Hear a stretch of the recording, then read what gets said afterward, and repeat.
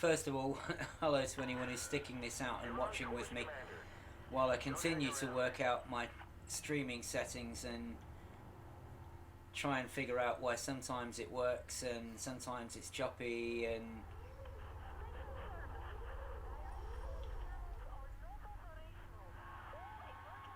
so it's been a strange week in Elite. We've had 9 stations attacked,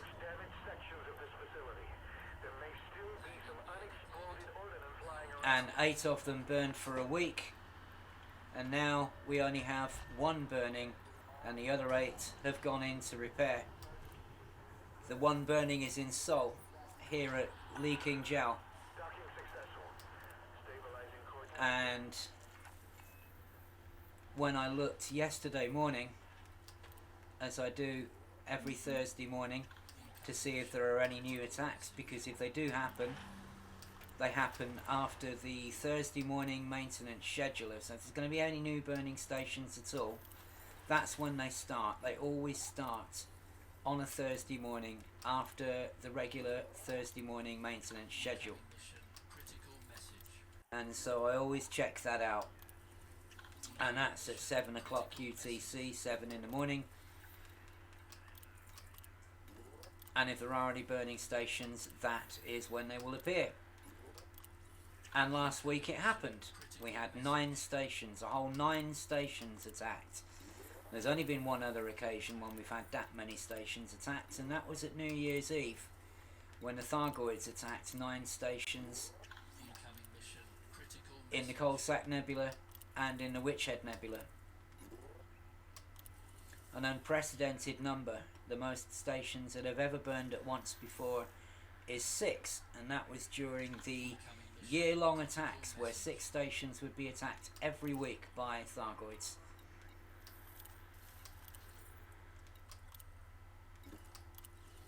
So, the last 2 times we've had burning stations, we've had 9.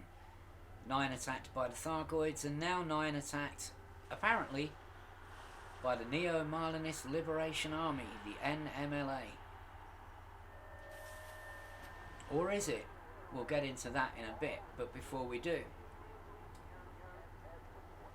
I have to admit that I did think that all 9 stations would carry on burning for more than 1 week.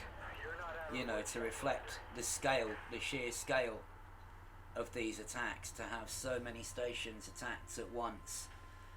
And I didn't think 1 week would really be long enough to get across the sheer scale of that attack, but FDev have clearly thought differently, because 8 of them have now gone into a state of repair. And we know from the live stream this week that community manager Zach Cocken said that the reason why Seoul is continuing to burn and the others have gone into a state of repair is because the station at Seoul took more critical damage. Now, that's a pretty vague phrase, and it wasn't explained what was meant by this, so insert your own theories here.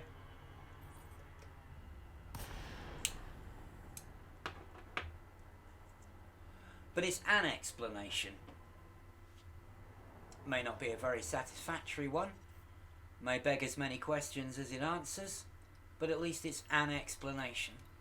I do think that things like that should be in the game, and we shouldn't have to find these out by watching dev live streams and so on. I don't think that that's really very good, because on Thursday morning I was trying to think of reasons why 1 station would carry on burning and not any of the others, and all kinds of ideas were bouncing around in my head about it. I thought, well, maybe it's to do with population. Seoul has a high population, 22 billion people live there in the star system. Big place. But then Lave has even more people. That has 25 million, and that went into repair and Seoul didn't. So population wasn't a factor. The number of rescues weren't a factor either. Now, if there are people doing rescues who are not registered on Inara or somewhere like that, then we don't necessarily know how many, we have no idea how many people are doing rescues that we don't know about, obviously. So, but there were more rescues here in Seoul than anywhere else as well. So it didn't appear to be population, and it didn't appear to be the number of rescues. So why was Seoul continuing to burn when all of the other stations had stopped? And so yeah, so now we have an explanation of sorts. That Seoul took more critical damage, and so presumably this is why the fires are burning for longer. Now, will it burn for another week? Will it burn for another 2 weeks?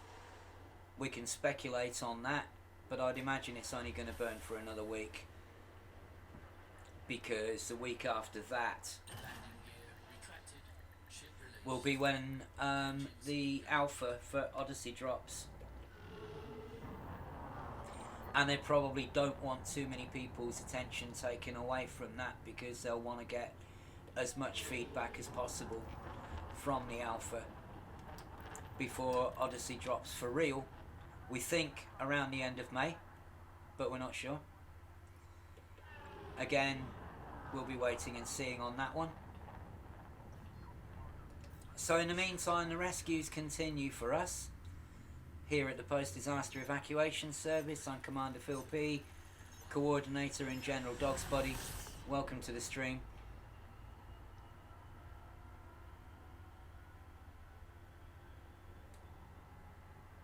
We're going to go back and pick up some more passengers now and just continue with our rescue efforts for as long as there are people to rescue. So, this, if it is the NMLA, is a huge step up for them. A massive step up. They started off as a terrorist organisation who object to the empire being a monarchy, and this goes right back to the creation of the empire itself over 1,000 years ago in game time, and many years before the time frame in which this game is set. And it goes right back to the foundation of the empire itself, where Marlin and her brother Hengist, I believe his name was, disagreed on how the empire, who were people who'd broken away from the Federation and wanted to start their own society with their own rules, and they disagreed over how the empire should be. And Marlin, she wanted a republic with democratically elected senators and what have you. And her brother disagreed. He wanted a monarchy with a supreme ruler in charge of everybody. And they argued about this, and then she died in a speeder accident. One of those accidental on purpose accidents, most likely. Widely believed to have been bumped off by her brother so that he could set himself up as the first emperor. Now, ever since, there has been followers of Marlin in the empire, the Marlinists, and by and large they're peaceful protesters who just object to being governed by a monarchy and want it to become a republic with democratically elected politicians, etc, etc, etc. But last year, as part of this big new super story that FDev are doing, they've brought in this terrorist organisation, this breakaway faction of the Marlinists, known as the NMLA, the Neo-Marlinist Liberation Army.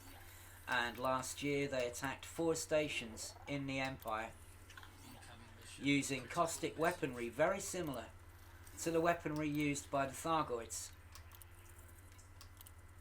And it seems that you need that level of firepower to actually damage and affect a station, and so they had it and used it. And then later on, when the Empire decided to persecute all Marlinists for the actions of the NMLA, the Marlinists fled. They were driven out of their homes by the Empire, and they went into Federation space seeking sanctuary. and there was a bunch of them at a station in the Federation, and that station got bombed. Not because the Marlinists, Neo-Marlinists, had any particular beef with the Federation, but because 9 of their members were in that station, and they were worried that under interrogation the Federation may find out who they are and then hand them over to the Empire. And so they bombed the whole station to make sure those 9 people could not disclose what they knew about the organisation that they worked for. And that's where this whole idea of the 9 martyrs has come from. The 9 martyrs were the 9 members of the NMLA who were sacrificed in the bombing of the Federation station, which was hosting the refugees from the Empire while the Federation was deciding what to do with them, with Zachary Hudson saying that they should be deported and Felicia Winters saying, no, we can't do that, we must offer them sanctuary. And while they were deciding what to do, the place got bombed. And now it seems that the NMLA have stepped up their operations again, and now they're attacking everybody. Now, I'm not sure that I'm completely happy with this, because they formerly had a beef with the Empire, and now they've decided that they hate the Federation and the Alliance as well. And that seems a pretty crazy thing for a small, focused terrorist group to do. To suddenly expand their remit, decide that the Federation and the Alliance are both Empire sympathisers, and start bombing them as well. That seems like a crazy thing to do, because all it's going to do is bring the galaxy down on their heads, the whole galaxy down on their heads. And so there's now going to be a massive, massive manhunt for the NMLA, and we've got investigators who've been drawn in from previous investigations. The top investigators who looked into the whole League of Reparation thing from 4 years ago, and that was when a group of people decided to kill all the descendants of the INRA, the organisation who developed the mycoid virus to end the First Thargoid War, and who set up Jameson and killed him. And so the League of Reparation were a kind of justice for Jameson paramilitary group who decided to attack and kill all of the ancestors of the original INRA team, INRA. They do like their weird, hard to pronounce acronyms, don't they? Anyway. So, the main investigators on that case have been brought in for this one, as well as the Wallglass agency, which is an independent detective agency that was looking into the Adamastor, the recent megaship that turned up on Halloween last year. And so anybody with any kind of investigative experience has been pulled in now to try and track down the NMLA and put a stop to their activities, presumably once and for all. So, where is this all going? I have no idea. They've really thrown a curveball at us this time. And it defied all of our expectations, so fair play to them for that. You know, I thought the stations would burn for more than a week, and only one of them is.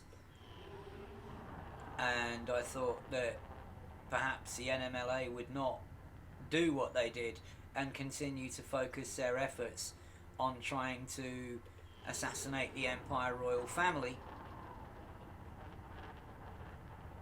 And now it seems they've expanded their remit to attack the Federation and the Alliance as well. Crazy as it seems. And this has led to all kinds of speculation from the player base, with some people saying that Sol may have been particularly badly hit in revenge for the imprisonment of Jupiter Rochester. And even that Jupiter Rochester himself may have been a member of the NMLA or someone who was backing them. Either way, The Neo-Malinist Liberation Army have gone from being a small focused group of terrorists who wanted to abolish the monarchy and the empire to, well, what?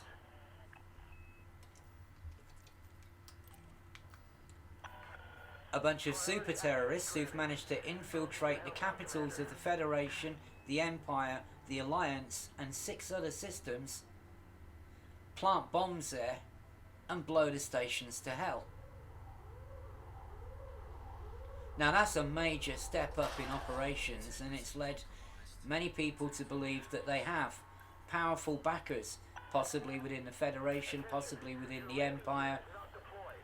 Bring your theories on, post them in the comments, let me know what you think may be going on, because we are all thrown this massive curveball by FDev, and this huge step up in NMLA operations just doesn't seem to make a lot of sense, considering that they will now be bringing down the wrath of the whole galaxy upon them, and that is not a wise move for a small terrorist group. So it seems to suggest that they've got funding, that they've got powerful backing, or even that somebody may be subverting their cause for their own ends.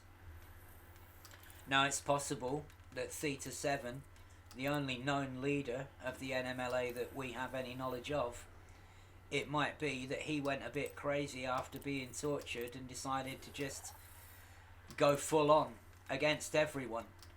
And so now the Federation and the Alliance are seen as Empire sympathisers for not doing enough to put the Empire in their place. That's a bit of a reach for me and a bit of a jump for me, and not one that I can say I'm completely happy with. But I'm also prepared to suspend my disbelief for the moment and trust that, you know, FDev aren't just chucking this out to escalate a small terrorist group into a main threat against the entire galaxy, but there is a better reason for it than that, and it's not just lazy story writing, and there will be some reason coming to light, possibly leading into Odyssey itself, and missions and community goals and so on, that we'll all be able to take part in as this story continues to grow. But for the moment, this is a huge, huge, huge escalation of NMLA activities, which doesn't make a whole hell of a lot of sense right now, but we are being drip fed information, so by the same token it's probably not meant to make a lot of sense yet, and in the meantime it's doing exactly what a good story should be doing, and getting us all talking about it. So it's achieving that. Feels like when Game of Thrones was on TV and we had people endlessly speculating about what was going to happen in the next episode, it feels very much like that, with everybody sort of chucking their theories out and saying, oh, you know, what about this, what about that?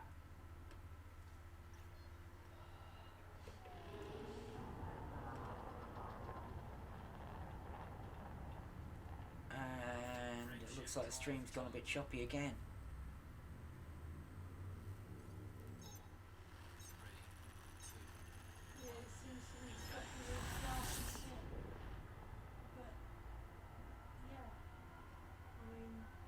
Smooth now, or? Yeah, smooth now. Right, just a momentary, yeah, okay, just a momentary bit of choppiness then, alright, fine. So, yeah, what do you make of all that? I don't know. Do you know? Let me know. In the meantime, rescue operations will continue. For as long as there are rescues to be done, we will carry on doing them and wonder what it all means while we're doing it. But we still have a job to do. People still need evacuating, pods still need rescuing, things still need doing, and as long as they need doing, we will be here doing them. What does it all mean? Where is it all going? How much will be carried on into Odyssey? What will happen up until Odyssey itself is released? We'll just have to wait and see. I'm Phil, coordinator of the post-disaster evacuation service, pulling people out of the fire and wondering what it's all about. Thanks for watching.